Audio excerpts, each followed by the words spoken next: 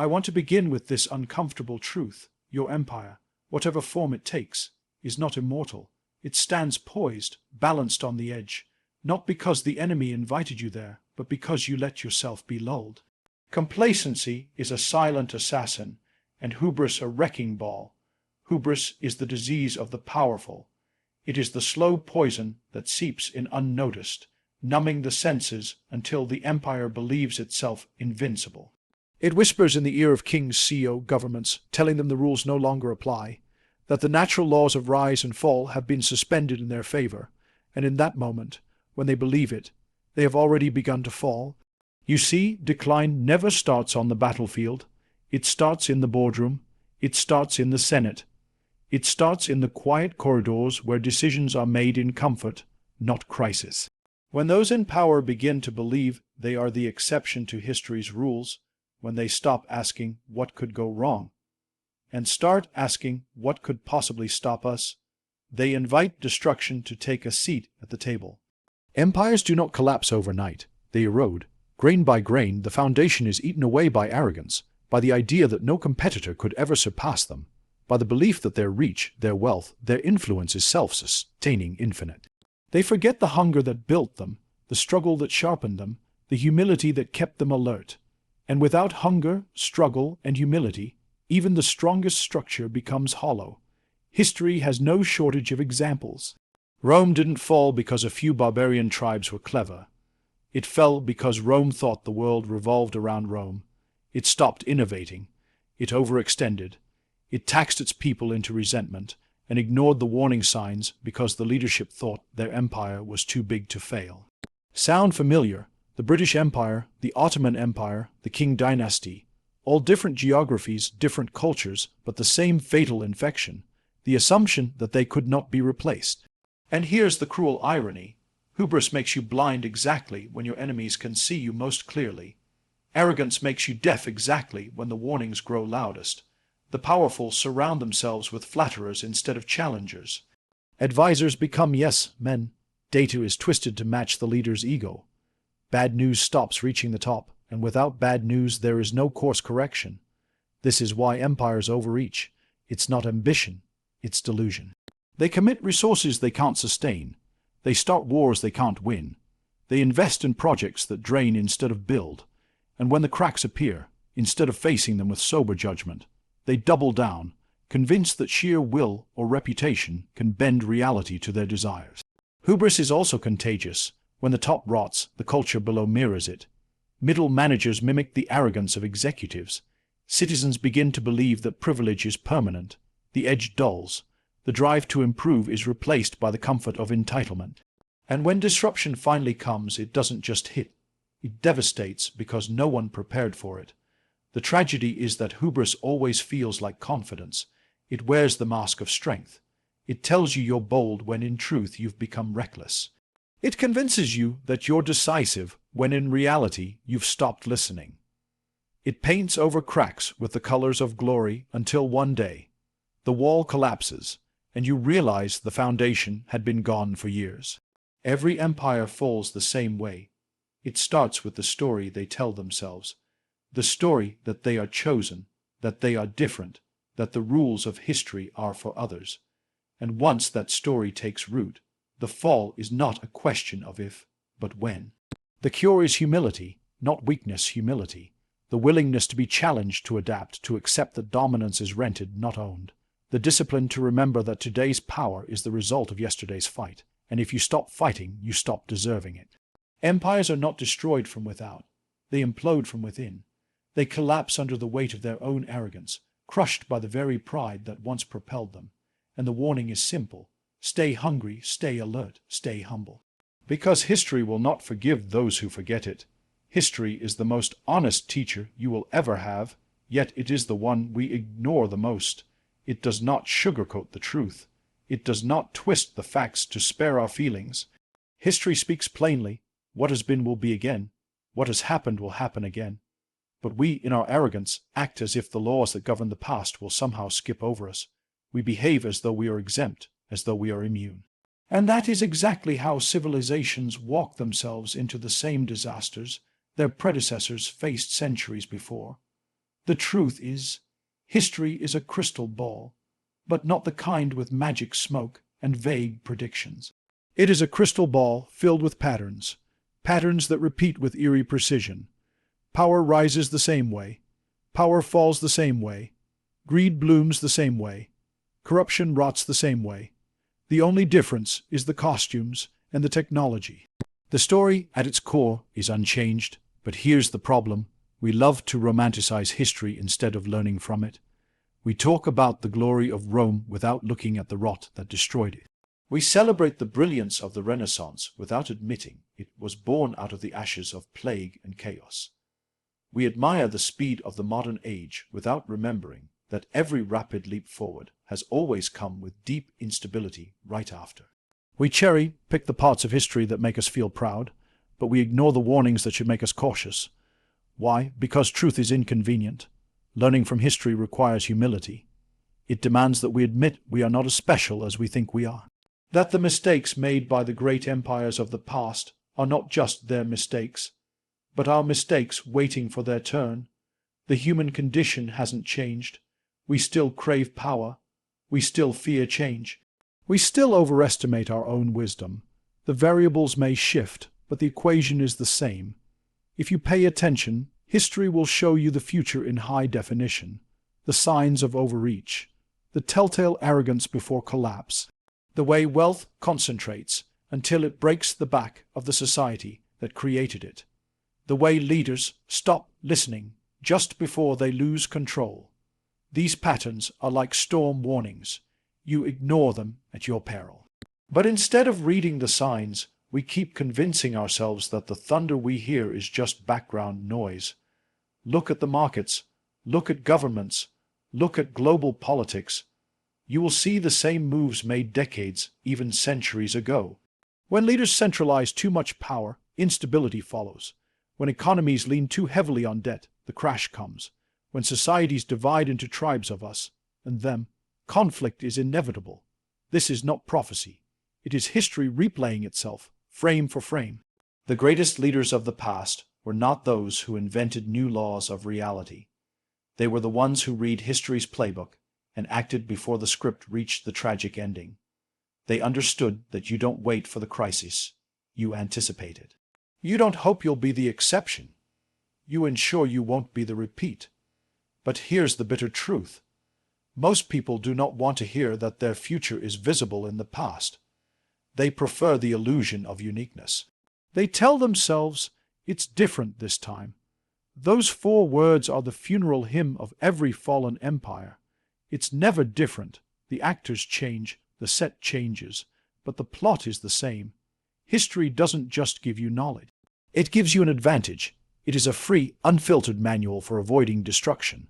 But it only works if you read it with honesty and act on what it tells you. If you ignore it, you become another chapter in someone else's textbook. A cautionary tale told to future generations who will probably ignore it the same way you did. The crystal ball is right there. You don't need fortune tellers. You don't need luck. You just need the courage to face what history is showing you. Because the past is not dead. It is alive, beating underneath the surface of everything we do. And if you listen closely, it will tell you exactly how to avoid becoming its next tragic rhyme. Power is not built on strength alone. It is built on trust, and trust is built on promises kept.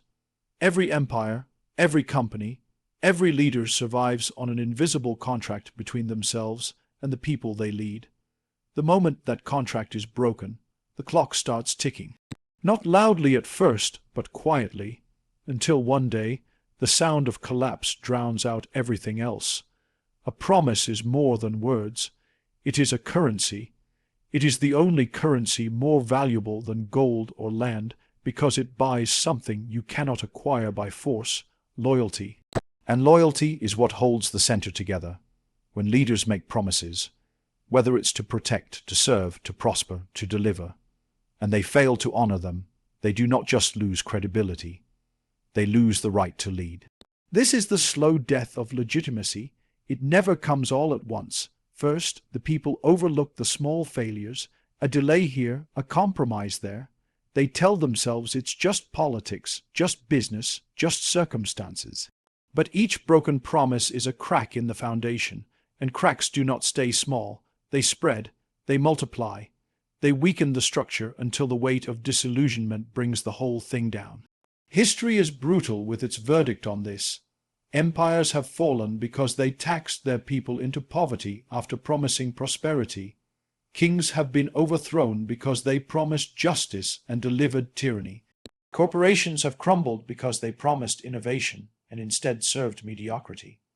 The pattern is always the same. The moment the people believe their leaders are no longer bound by their word, they begin to withdraw their consent. And without consent, power is just a title with no teeth. The danger of broken promises is not just the loss of trust. It is the birth of resentment. Disappointment can be endured. Resentment cannot. Disappointment says, "You failed me." Resentment says, "You betrayed me." And betrayal is the kind of wound that does not heal. It festers. It fuels rebellion, quiet at first, then loud enough to tear down walls. Leaders often underestimate how closely their people are watching. Every statement, every pledge, every declaration becomes part of an unwritten scorecard. You might get away with 1 or 2 failures if the wins are bigger, but the ledger always balances in the end. When the failures outweigh the victories, when the promises broken outweigh the ones kept, legitimacy is gone, and no army, no police force, no PR campaign can restore it. It's not just political empires that fall this way. Companies lose customers for the same reason nations lose citizens. They promise and don't deliver. A brand that says, "We put the customer first," and then cuts corners, lies in marketing, or ignores complaints, will eventually be abandoned. The betrayal might be slow, but it's steady. One by one, people take their trust elsewhere. The tragedy is that many leaders break promises thinking the damage can be repaired later. They think trust is elastic. It can stretch and snap back. It cannot. Once broken, it never returns to its original strength. You can rebuild something, but it will never be what it was before the fracture. The scar will always be visible. That is why the most dangerous lie a leader can tell is not to the people. It is to themselves. The lie that people will forget. No, they will not. They may forgive if you act fast and act honestly, but they will not forget. Every decision from that moment on will be weighed against the memory of the betrayal. When promises are kept, legitimacy grows stronger. People will follow a leader into uncertainty, even danger, if they believe that leader keeps their word. They will endure hardship if they believe the end goal is worth it. They will sacrifice if they believe the promise at the heart of the sacrifice will be fulfilled. That is the power of trust. That is the power of keeping your word. When promises are broken, legitimacy is not just weakened. It is destroyed from the inside out. And the collapse will not be immediate, but it will be inevitable. Leaders must understand, you do not govern with power alone. You govern with permission. You hold that permission only as long as the people believe you honor your word. Break it, and you are no longer leading. You are merely holding a position, waiting for the moment someone takes it from you. The most dangerous threats are not the ones you see coming. They are the ones you never notice until it's too late. Failure to adapt is one of those threats. It doesn't arrive with a bang. It arrives quietly, disguised as routine, wrapped in the comfort of how we've always done things. And by the time you realize it's killing you, the damage is already done. Adaptation is not an optional skill. It is the price of survival. Every environment changes. Every market shifts. Every society evolves. The conditions that made you great yesterday will not guarantee your survival tomorrow. But when power settles in, when success becomes the norm, the hunger to adapt fades, you convince yourself that your dominance is permanent, that the strategies that built your empire will protect it forever. That belief is a slow working poison. History is a graveyard filled with names that thought they were untouchable. Companies that once owned entire industries but vanished because they ignored innovation. Nations that ruled continents but crumbled because they clung to outdated systems. Leaders who rose to the top but fell because they refused to change their thinking. The common thread: they all mistook stability for strength. Stability without adaptation is stagnation, and stagnation is decay in disguise. You don't notice the rot at first. it's subtle. Meetings still happen. Products still sell. The people still cheer. But beneath the surface, the world is moving forward without you. Your competitors are experimenting. Your enemies are learning. The environment is shifting in ways you can't see because you're too busy polishing yesterday's trophies. The silent assassin of failure to adapt works in stages. First, it blinds you to small changes. Then, it makes you dismiss those changes as irrelevant. By the time you recognize they matter, it forces you into a corner where you're reacting instead of leading.